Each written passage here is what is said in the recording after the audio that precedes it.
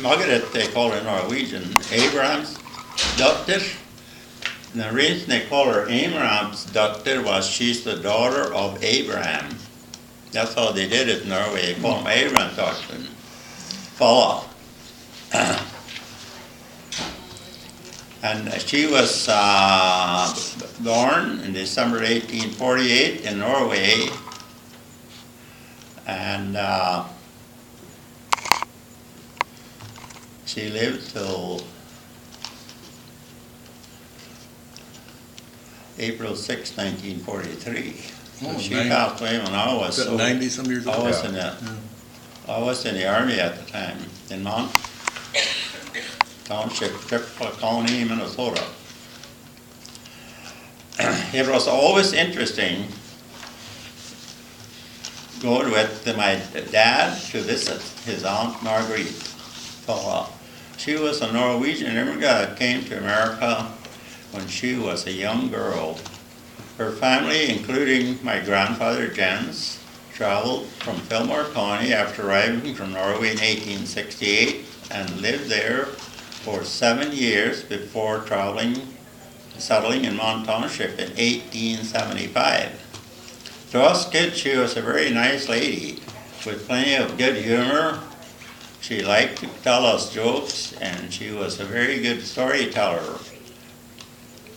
We would go and sit down for coffee and get her started talking about her trip to America. She said before we left for Norway, we had to pack all our food, and much of it was flatbread and other food that would keep for a long period. We knew we would be on the ship for about 2 months. Flatbread was a pretty good kind of food to last that long. She told us that sometimes they would even have dances on the ship along with a party where all traveled on the ship got together for entertainment.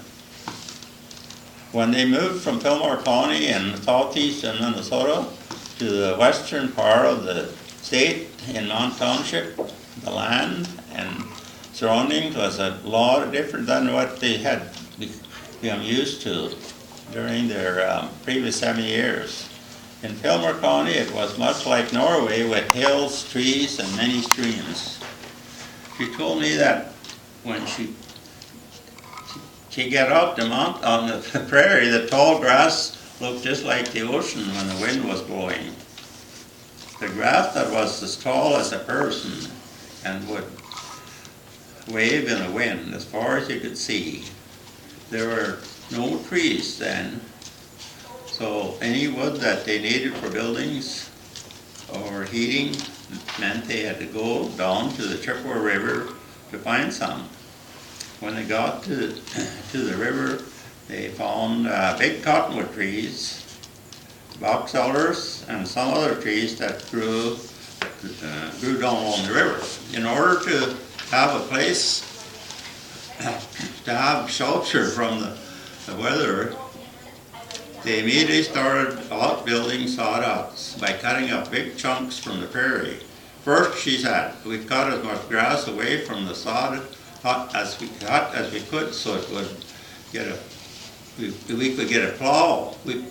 We plowed up the ground around the house. We were very afraid of grass fires. If lightning hit someplace, the tall grass would catch fire, and with the big wind blowing, it would sweep through the tall grass. With a good fire break, they would have some protection in case of fire. They could also use the grass they cut for heating and cooking instead of using firewood. The grass was coarse, and they clipped and tied it in tight bundles to burn. She said they even used dried buffalo chips for fuel. That wasn't their chip I'd use. Dried buffalo chips.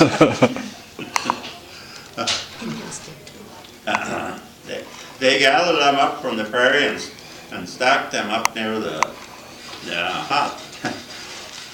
That is what they used for heat in the wintertime. I don't know how it smelled when they burned, but it was heat and made good firewood. during the howling blizzard on the prairie.